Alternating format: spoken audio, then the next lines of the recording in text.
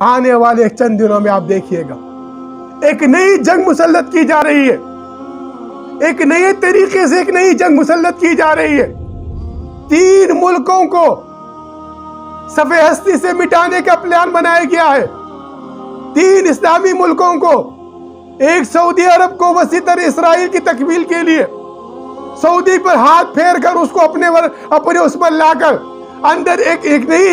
نئی مذہبی جو ہے نا وہ چیز ہوا دی جائے گی، تحریک ہوا دی جائے گی، اندر سے سعودی عرب کو کمزور کر کے اسرائیل کو وسیع تر اسرائیل کے لیے راستہ کھولا جائے گا۔ اسی طرح پاکستان اکھنڈ بھارت کے خواب کو تکمیل تک پہنچانے کے لیے پاکستان کے اوپر جنگ مسلط کی جائے گی۔ کہتے ہم تو یہ پرامن لوگ ہم پسند ہے، کیا ہے جو آپ نے جو جنگ لڑی دہشت گردی کے خلاف، جو امریکہ کی جنگ کیا، یہ آپ کی اپنی جنگ تھی، آپ پر مسلط نہیں کی گئی،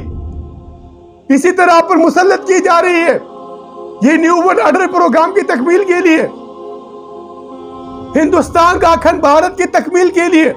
پاکستان کو اندر سے مذہبی لحاظ سے ٹکراؤ پیدا کر کے آج کی پارلیمنٹ کے فیصلوں سے، ان کی کردار سے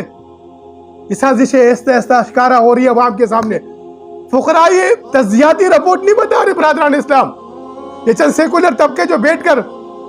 میڈیا کے اوپر، سوشل میڈیا کے اوپر یہ جو چیزیں پیش کر رہے ہیں، یہ تجزیے پیش کر رہے ہیں۔ فقراء تجزیے نہیں پیش کرتے، فقراء آپ کو تنبیہ کرتے ہیں، فقراء آپ کو بتانا چاہتے ہیں، فقراء آپ کو اس چیز سے آگاہ کرنا چاہتے ہیں،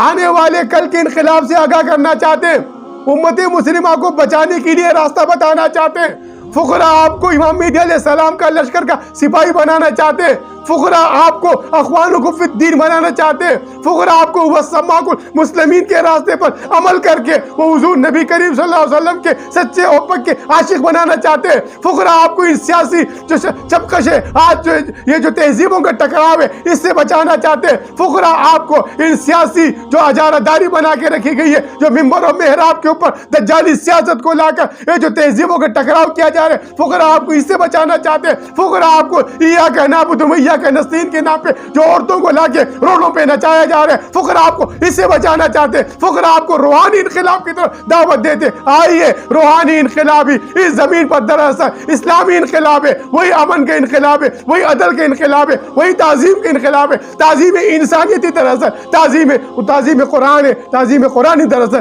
تعظیم نبی کریم صلی اللہ علیہ وسلم۔